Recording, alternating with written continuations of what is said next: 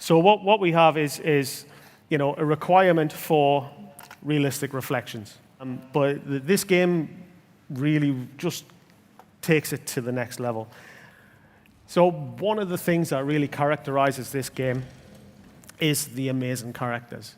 But what he has is, he has this strong light source at his feet, and it's casting this big shadow on the wall. Now, you can't ray trace that. You can't pre-bake that. You have to ray trace that. And if I switch RTX off, you get just generally a big, strong shadow, and that doesn't fit with the characteristics of the light or the world. And if I zoom in on him a bit more, you can actually see just the amazing amount of detail that he has.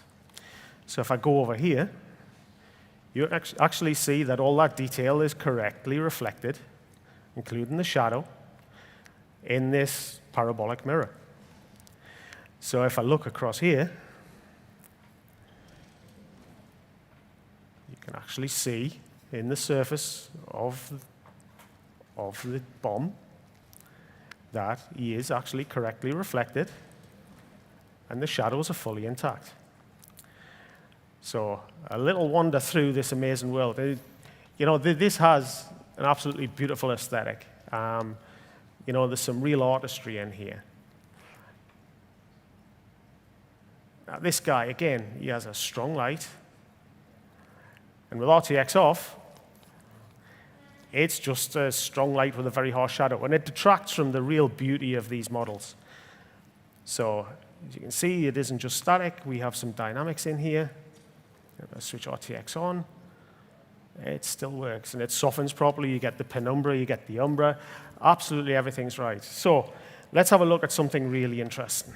So screen space reflections. We've talked about it all the time, right? And you can see that screen space reflections, when presented with a mirror that's very obvious here, you can actually see that it just breaks down because there's no information in the scene that can actually be reflected properly. So it's kind of a bit of guesswork when you have a screen space reflection, so as you can see there, right? So if I switch RTX on, we have the Bruce Lee moment. As you can see, we've got the Hall of Mirrors. We get the correct fall off, and because no mirror is perfect, you actually get the color fall off, and it fades out as a real mirror would. As you can see that we're not pre-baking any of this, you can actually see that there's detail in there. Those characters are properly animated. So just to prove that it really is a mirror, again, we have these characters across here. So people might say that real mirrors, that could possibly be hacked, right? So as I wander around the scene, we've got some curved mirrors here.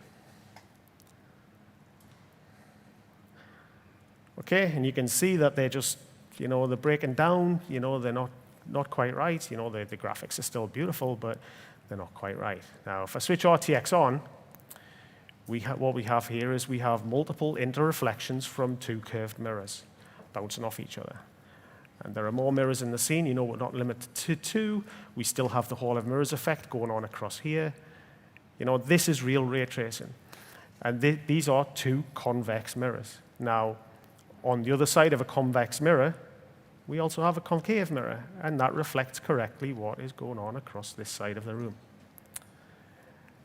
So, as you can see, we've got gorgeous shadows going on down here, the proper penumbra, the proper umbra, and even the smallest little details of this little guy down here. I mean, he's just awesome. You can't help but fall in love with these characters.